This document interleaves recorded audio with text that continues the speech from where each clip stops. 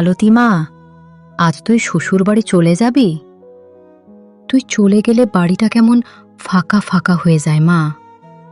তুই চলে গেলে আমার খুব মন খারাপ হয়। মা, আমি তো প্রায় আসা যাওয়া করি, এত চিন্তা করছো কেন মা? আর তাছাড়া আমি তো এখন যাচ্ছি না মা, সন্ধ্যের পর তোমার জামাই এসে আমাকে নিয়ে যাবে। মা, আমার কিন্তু সন্ধে করলে হবে না, আজ বেলাতেই চলে যেতে হবে, কারণ ও কাজে থেকে ফিরলে ওকে রান্না করে দিতে হবে। ওর আসার সময় হবে না এখানে আসার। তোকে কে আটকেছে? তুই এখনই চলে যা। তুই থাকিস বা না থাকিস আমার তাতে কিছু আসে যায় না। তোর বর তো তোকে পালকি করে নিতে আসবে না। তুই একাই চলে যা, কে আটকাচ্ছে? মা তো ঠিকই বলেছে দিদি, তোমার বর তো মজুরি করে, ওদের মতো দিনমজুর লোকজনের আবার সময় কোথায়? ওর কাছ থেকে কি আশা করা যায়? ও কি করে তোমাকে নিতে আসবে? ভালোই হয়েছে তুমি বরং একাই চলে যাও। মালতী, ও আর্থিকভাবে গরিব হতে পারে, কিন্তু ওর মনটা অনেক বড়। মনের দিক থেকে ও মোটেই গরিব নয়। কারো প্রতি অসম্মান ওর স্বভাবে নেই, তাই আমার কাছে ও সবচেয়ে ধনী। তোর স্বামীর থেকে অনেক বেশি ধনী। তোর জিভ আজকাল খুব চলছে রাধা। আমার মেয়ের সঙ্গে এভাবে কথা বলছিস? এখনই চলে যা এখান থেকে। ঠিক আছে মা, আমি চললাম। তুমি বাবার খেয়াল রেখো।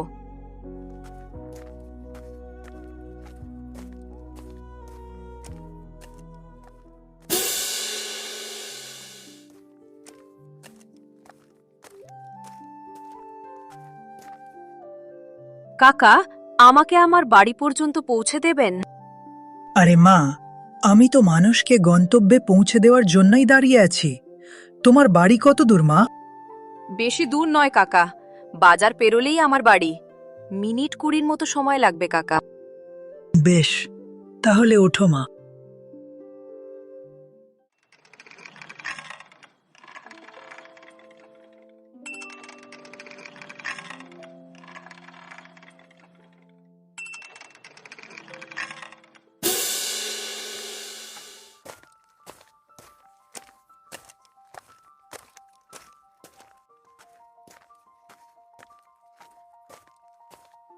কই গো, শুনছো?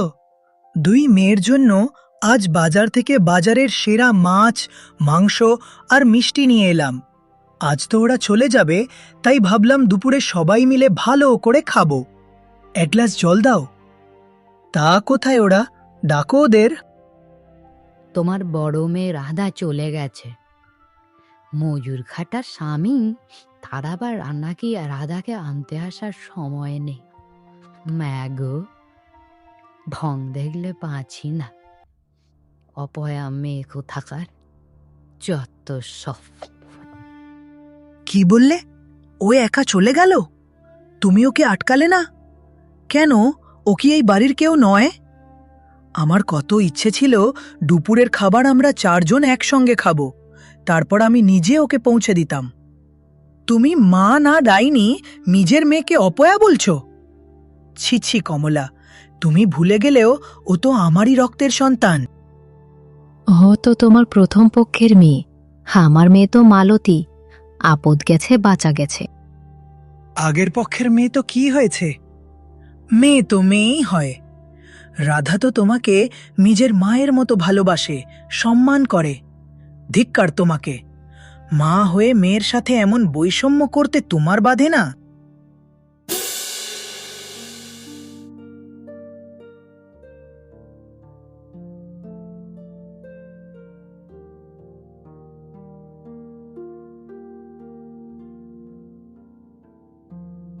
রাধা, আমাকে ক্ষমা করে দিও। কাজের চাপে তোমাকে আনতে যেতে পারিনি। মা খুব বকাঝকা করেনি তো? না গো, ওসব নিয়ে ভেবো না। আমার কপাল ভালো যে তোমার মতো বর পেয়েছি। জানো রাধা, ধৈর্য ধরো, সময় সব বদলে দেবে। তোমার মা আর তোমার বোন ঠিকই তোমাকে মেনে নেবে একদিন, দেখে নিও। কিভাবে গো? তারা তো আমাকে সহ্যই করতে পারে না। ওসব সময়ের হাতে ছেড়ে দিয়ে নিশ্চিন্ত থাকো। আর হ্যাঁ শোনো, আগামীকাল আমরা দুজনে বাজারে যাব কেমন? ঘরের জন্য কিছু বাজার করতে হবে। কেন? আগামীকাল কাজে যাবে না? না, আগামীকাল আমার ছুটি। আগামীকাল সারাদিন আমি তোমার সঙ্গে সময় কাটাবো, বুঝলে?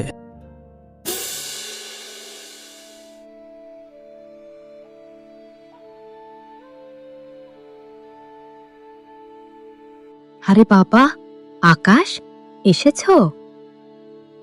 আসতে কোনো কষ্ট হয়নি তো বাবা?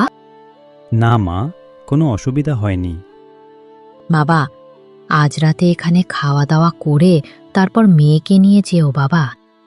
কিন্তু মা, কোনো কিন্তু শুনবো না বাবা।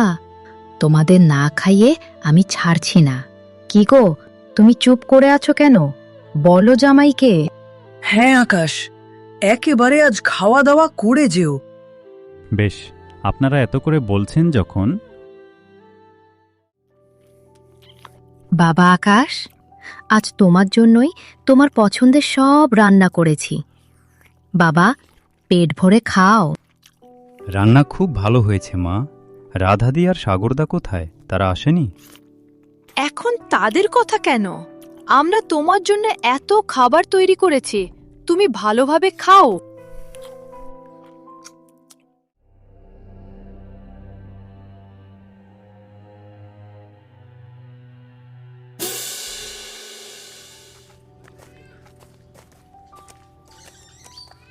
আরে মালতী, তোরাও বাজারে এসেছিস? তা আকাশবাবু কেমন আছেন? আমরা ভালো আছি দিদি, আপনারা কেমন আছেন? আমরাও খুব ভালো আছি। ওহ, বাজারে এসেও শান্তি নেই। বাজারে এসেও তোমাদের এই গরিব মুখগুলো দেখতে হলো। আমার তো দিনটাই মাটি হয়ে গেল। কেন যে আমাদের সামনে আসো তোমরা, আবার বলছে ভালো আছে। ভালো আছে না ছাই, একটা মজুরকে বিয়ে করে নাকি ভালো আছে? যত সব। মালতী, চুপ করো। তুমি ভুলে যাচ্ছ, ওনারা তোমার দিদি জামাই বাবু। মালতীর হয়ে আমি আপনাদের কাছে ক্ষমা চাইছি। কিসের ক্ষমা? তোমার লজ্জা করছে না একটা গরিব মজুরের কাছে ক্ষমা চাইতে? মালতী, টাকা পয়সা আর রূপ নিয়ে কখনো অহংকার করিস না, কারণ দুটোই চিরস্থায়ী নয়। কার ভাগ্য কখন ঘুরে যাবে কেউ বলতে পারে না। শালিম ম্যাডাম, তোমার হয়তো এত অহংকার এই জন্য যে তোমার স্বামী স্কুলের সরকারি টিচার। শুনছি স্কুলের সরকারি চাকরিও নাকি চলে যাচ্ছে। তাই আমরা চাই তোমার অহংকারে তোমাদের কোনো ক্ষতি না হোক। চলো রাধা।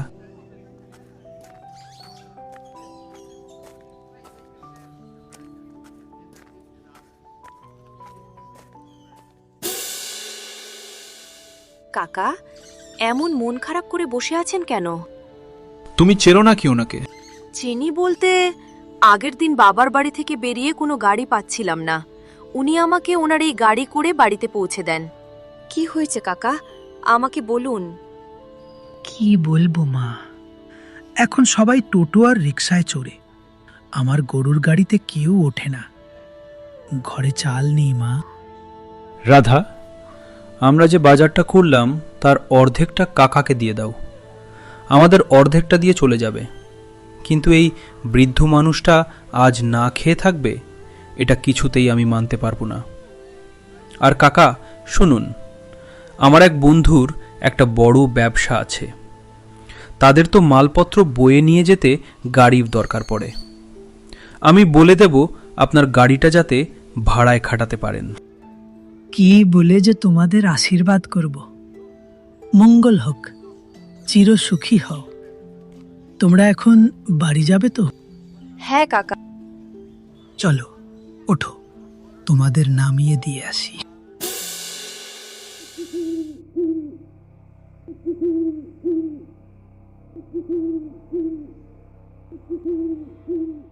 কি গো, এখনো ঘুমাওনি? না, ঘুম আসছে না। শরীরটা কি খারাপ লাগছে? না, তুমি আর তোমার ছোট মেয়ে যা শুরু করেছো তাতে তো আমার ঘুম আসার কথা নয়। কালই আমি এর একেবারে হেস্তনেস্ত করে দেব। কি করবে গো? সেটা আগামীকালই জানতে পারবে। কাল ভাবছি একবার রাধার বাড়ি যাব। কেন তোমার ওই গরিব মেয়ের বাড়ি যাবে? ওরা কি তোমার ঠিকঠাক যত্ন নিতে পারবে? তার চেয়ে আমাদের মেয়ে মালতীর বাড়ি যাও, ওখানে কদিন আরাম করে থেকে এসো। আমি আরাম করতে যাচ্ছি না, সত্যিটা সবার জানা দরকার। অনেক হয়েছে বেয়াদপি। তুমি কি বলছো কিছুই বুঝতে পারছি না। তোমাকে এখন কিছুই বুঝতে হবে না, আগামীকাল সব বুঝতে পারবে।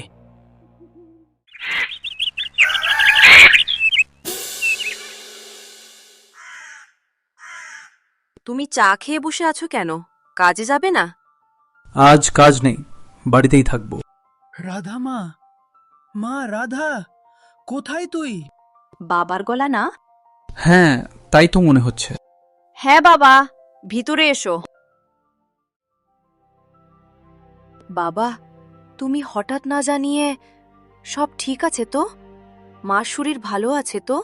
মাকে নিয়ে আসতে পারতে। তোর মার কথা ছাড়, কিচ্ছু হয়নি তার, সবই তো জানিস। আর তাছাড়া মেয়ের বাড়ি কি হঠাৎ আসতে পারি না? নিশ্চয়ই পারেন বাবা, এ তো আপনারই বাড়ি মনে করুন। হ্যাঁ বাবা, তুমি বসো, আমি তোমার জন্য চা বানিয়ে নিয়ে আসি। তুমিও কি খাবে এক কাপ? দাও আরেক কাপ।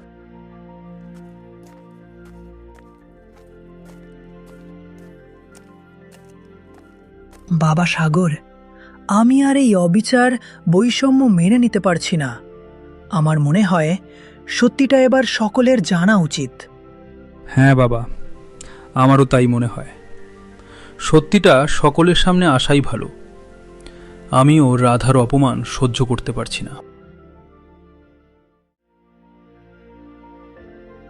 বাবা, আজ থেকে যা।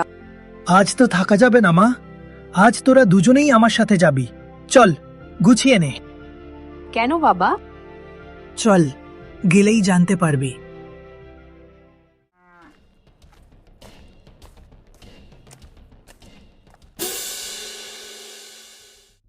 কি হয়েছে গো?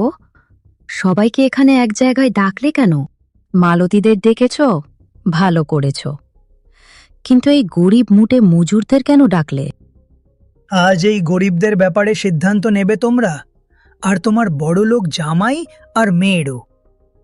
কি বলছো বাবা? ঠিকই বলছি। গতকাল বাজারে তুই তোর দিদি জামাইবাবুর সঙ্গে যে অসভ্যতা করেছিস, আমি তা কিছুতেই মেনে নিতে পারি না। আমি কাল দু চোখের পাতা এক করতে পারিনি, এই ভেবে যে সত্যিটা গোপন করা আছে, তা যদি এখনো প্রকাশ না পায় তবে তা আমার বড় মেয়ে জামাইয়ের প্রতি অন্যায় করা হবে। তাই আজ সত্যিটা প্রকাশ করা খুব দরকার, আর সেজন্যই আমি তোমাদের সবাইকে এক জায়গায় ডেকেছি। কি সত্যি তুমি লুকানোর কথা বলছো বাবা? নিশ্চয়ই বলবো, তবে শোনো সবাই, আমি প্রথম থেকেই চেয়েছি আমি আমার দুটো মেয়ের যার সঙ্গে বিয়ে দেব তারা শুধু অর্থনৈতিকভাবে ধনী হবে, বা বলা ভালো টাকা পয়সার দিক থেকে বড়লোক হবে তা নয়। মনের দিক থেকেও তারা যেন উদার এবং ভালো মনের মানুষ হয়, যাতে আমার দুটো মেয়ে সারা জীবন শুধু সুখে নয়, সারা জীবন শান্তিতে বাস করে। তাই আমি আমার দুটো মেয়েকেই খুব ভালো জায়গায় বিয়ে দিয়েছি। আমার দুটো জামাই মনের দিক থেকেও উদার এবং টাকা পয়সারও কোনো অভাব নেই। কি বলছো তুমি? তোমার বড় জামাইয়ের টাকার অভাব নেই? মা ঠিকই বলেছে বাবা, তোমার বড় জামাই তো গরিব মজুর। এটা সত্যি নয়। সাগর আসলে আমার এক কোটিপতি সফল ব্যবসায়ী বন্ধুর একমাত্র ছেলে। আর তোমরা যে ওকে মজুর বলো, আসলে ওর নিজের কোম্পানিতেই মজুরের কাজ করে। কি বলছো তুমি? ঠিকই বলছি।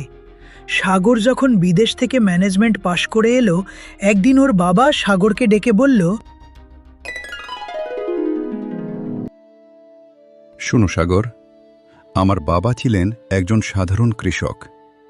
আমি খুব নিম্নবিত্ত বাড়ি থেকে উঠে এসেছি। আমি নিজের চেষ্টায় তিলে তিলে আমার এই সাম্রাজ্য গড়ে তুলেছি। তুমি এখন বিদেশ থেকে ম্যানেজমেন্ট পাশ করেছ।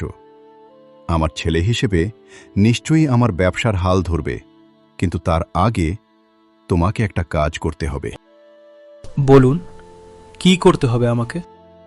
আমি যেমন মাটি থেকে উঠে এসেছি, আমি চাই তুমিও আমার মতো মাটি থেকেই উঠে এসো। আমাকে ক্ষমা করবেন বাবা, আমি আপনার কথা কিছুই বুঝতে পারলাম না। দেখো সাগর, আমাদের কোম্পানি দাঁড়িয়ে আছে আমাদের কোম্পানির শ্রমিকদের অক্লান্ত পরিশ্রমের উপর। আজ যে আমরা লাভবান হয়েছি তা তাদেরই পরিশ্রমের ফল।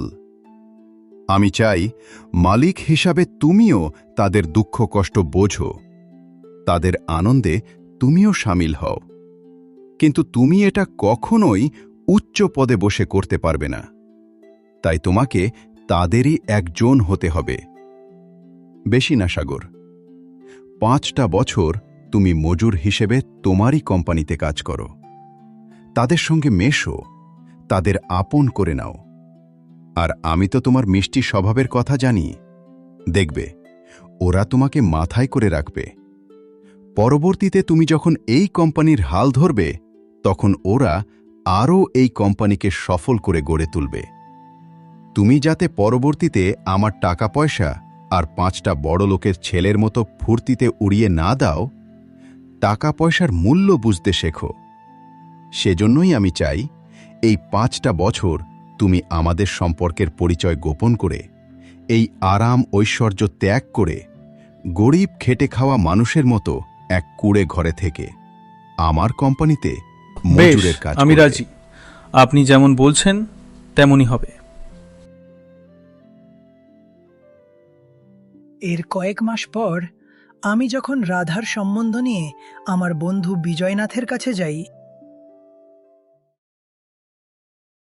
দেখো হরি, তোমার বড় মেয়ে রাধা খুবই সুন্দরী, সুশীলা, ভদ্র মেয়ে। তাকে বৌমা হিসেবে পাওয়া আমার পরম সৌভাগ্য। তোমার ছেলে সাগর কম যায় কিসে হে? তোমার ছেলের মতো নম্র, ভদ্র, বিনয়ী ছেলে আমি খুব কম দেখেছি হে। আমি জানি হরি, ওরা দুজন রাজ্যটুক হবে।